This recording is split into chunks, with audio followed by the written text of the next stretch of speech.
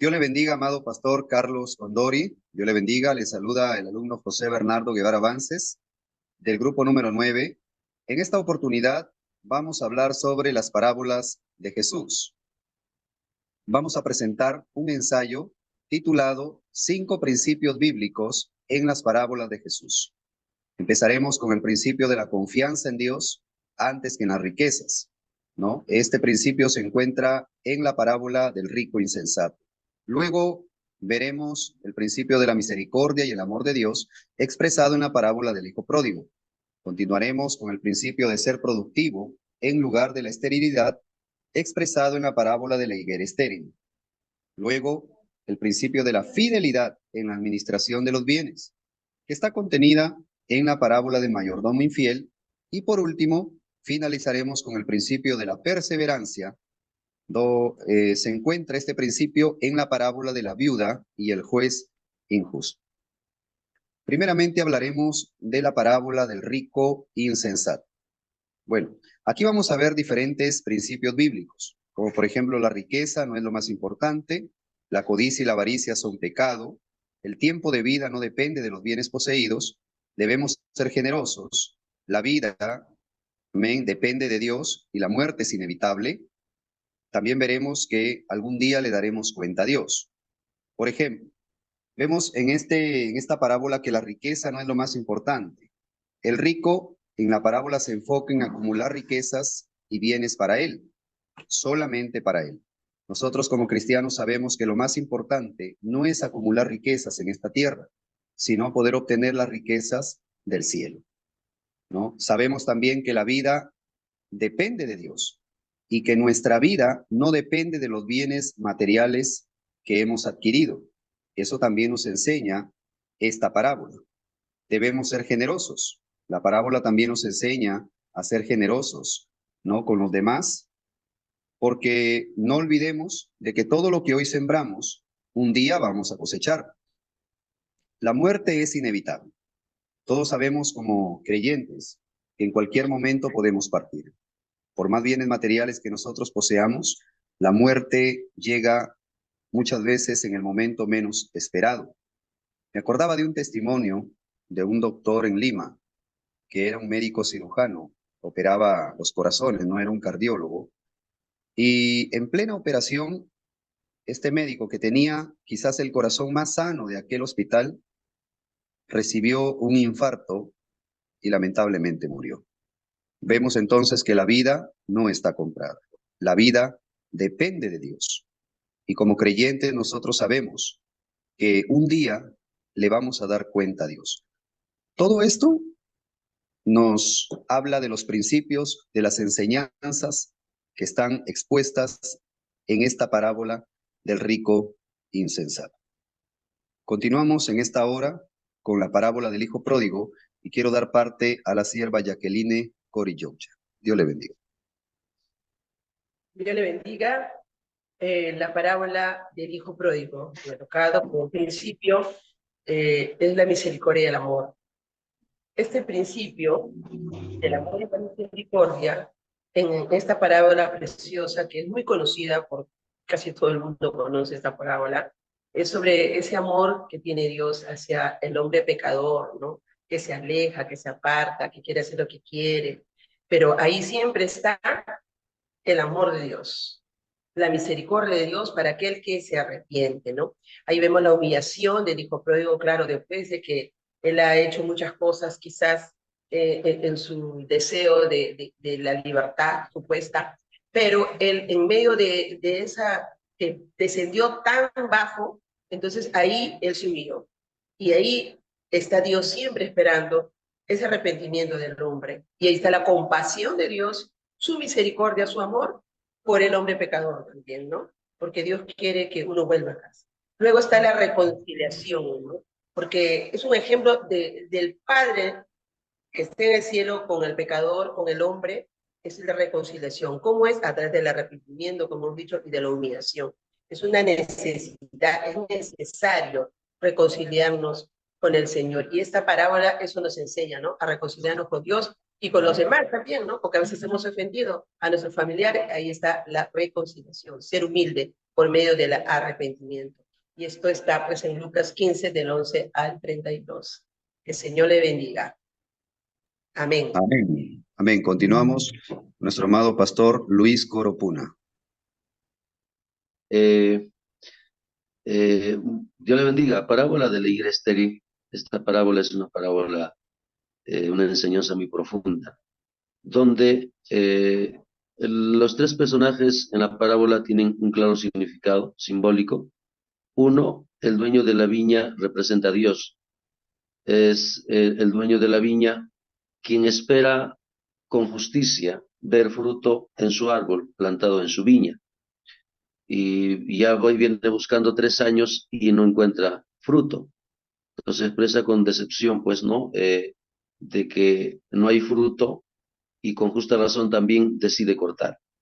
Entonces esto habla de que Dios espera de su iglesia y de sus criaturas también que haya frutos en las criaturas, frutos de arrepentimiento, frutos de búsqueda a Él. Y en su iglesia, pues llevemos fruto, ¿no? Fruto a 100 por 1, gloria a Dios. Y, y el número 2, el viñador, pues representa al Hijo, a Jesús, quien cuida, quien está pendiente de ese árbol. En cuanto a su iglesia, pues con su presencia, su palabra, su Espíritu Santo está allí en medio para que su pueblo dé a fruto, para que su pueblo venga a él y dé a fruto. Y el individuo la criatura también, ¿no? La búsqueda a él y está viendo de qué manera en el mundo, utilizando sus instrumentos, ¿no? Para que vengan al arrepentimiento, al conocimiento del Señor. El número 3 es el árbol, que significa, pues, ¿no? En una parte a la nación de Israel y en la otra parte, pues, ¿no? A su iglesia, al inconverso también. Entonces, vemos allí que hay un tiempo, ¿no? Dios tiene, en su misericordia, tiene un tiempo y ese tiempo, pues, se acaba. Entonces, ese tiempo limitado, extendido con su misericordia, ¿para qué? Para que el individuo, el converso, ¿no? La criatura venga, busque al Señor. Y también si en su iglesia muchos que no dan fruto, pues en ese tiempo puedan dar fruto, puedan dar esos frutos como dice en Gálatas, ¿no? Capítulo 5, verso 22, ¿no? Ahí habla de los frutos. Esos son los frutos que Dios quiere que su pueblo dé.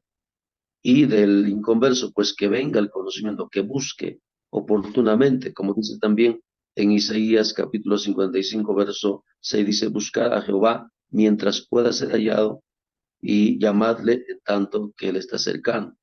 Entonces, Dios quiere que su creación, sus criaturas y su iglesia también dean fruto. Ese es el deseo de Dios. Amén, Dios le bendiga. Amén. Continuamos con nuestro amado pastor Meliton Mendoza. Amén. Y a mí me tocó la parábola mayordomo infiel. La responsabilidad en la administración como mayordomos de los bienes de Dios. Somos responsables de administrar con diligencia y honestidad lo que se nos ha confiado. Ahora bien, se requiere de los administradores que cada uno sea hallado fiel. Y eso nos habla, ¿no? En 1 Corintios, capítulo 4, versículos 2. Porque la fidelidad en lo poco, la parábola nos enseña que debemos ser fieles en las pequeñas cosas para poder ser confiables en asuntos mayores. Y el que es fiel en lo muy poco, también en lo más es fiel. Y el que en lo muy, ¿no?, poco es injusto, también en lo más es injusto. Entonces nosotros como administradores de Dios, que debemos perseverar en la fidelidad, en administrar las cosas de Dios con mucha diligencia, porque como sabemos, cada uno, según el don que recibimos, ministremos a los otros como buenos administradores en la gracia de Dios. Porque si nosotros vamos a ser infieles, ¿cómo nosotros podremos administrar las cosas de Dios? No podemos, porque Dios es justo. Dios conoce las intenciones del corazón. Él es el que escudriña el mente y el corazón. Entonces, nadie lo podremos engañar a Dios, porque Él es justo. Y eso nos habla, ¿no? Primero de Pedro, capítulo 4, versículos 10. Bien. Amén, hermanos.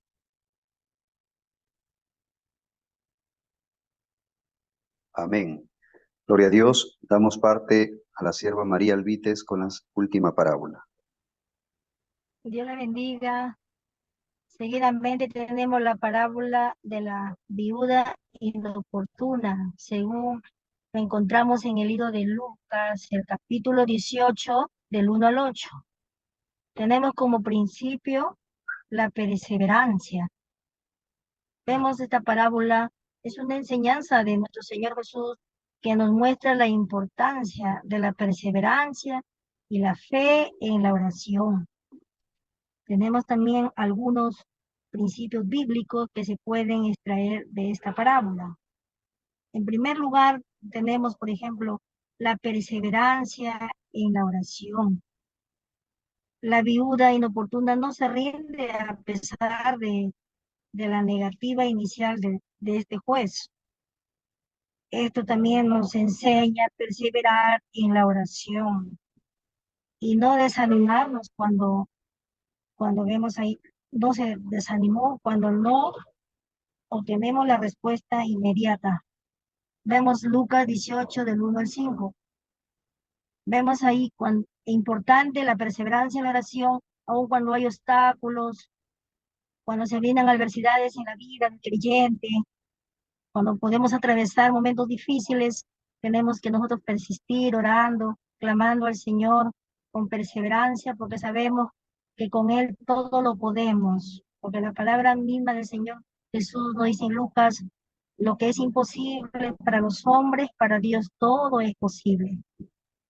En segundo lugar, tenemos la justicia de Dios. La parábola nos enseña que Dios es justo y escuchará las oraciones de los que le claman a Él. El juez, aunque injusto, finalmente cede a la viuda para evitar que ella lo moleste más. Ahí, según el libro de Lucas, capítulo 18, 6, 7. Así es Dios también con nosotros, ¿no? Cuando nosotros nos acercamos a Dios y nos humillamos delante de su presencia, como dice la palabra, humillaos, acercaos a mí, y yo me acercaré a vosotros. Qué importante también es la fe.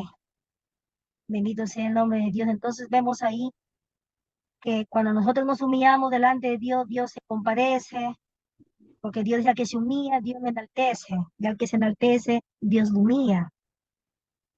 Tercer lugar, tenemos la importancia de la fe. La viuda inoportuna demuestra la fe, ¿no? Al creer que el juez la escuchará y le hará justicia, según el libro de Lucas 18:8. Vemos ahí que la fe que tuvo esta mujer fue de gran ejemplo para nosotros, ¿no? Nos demuestra un gran ejemplo del que el cristiano no debemos rendirnos ante una situación que estamos pidiendo a Dios, y por medio de la fe nosotros nos acercamos a Dios creyendo que lo vamos a recibir. Y nosotros vamos a recibir la respuesta de Dios en algo difícil que nos presenta los obstáculos en esta vida o los momentos de enfermedad que estemos pasando. Vemos ahí la aplicación también, vemos confiar en la justicia de Dios y su capacidad para responder a nuestras oraciones. Acercarnos a Dios con fe y confianza, sabiendo que Él tiene el poder para hacer las grandes cosas y no desanimarnos cuando enfrentamos obstáculos, rechazos. Sigamos adelante con fe y perseverancia, buscando siempre el rostro de Dios. Amén.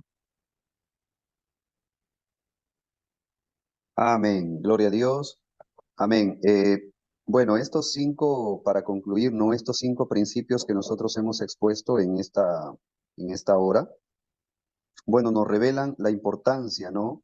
Que deberían ser aplicadas a nuestras vidas. Tenemos que aplicarlos a nuestras vidas porque son verdades bíblicas que nos van a ayudar a vivir mejor.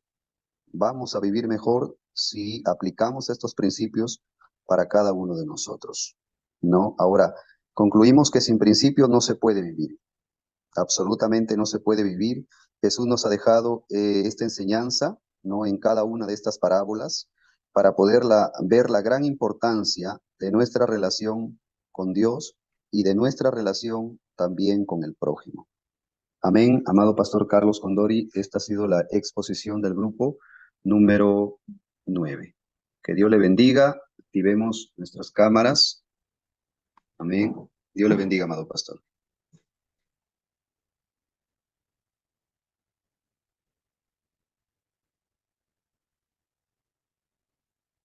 Amén. Gloria a Dios.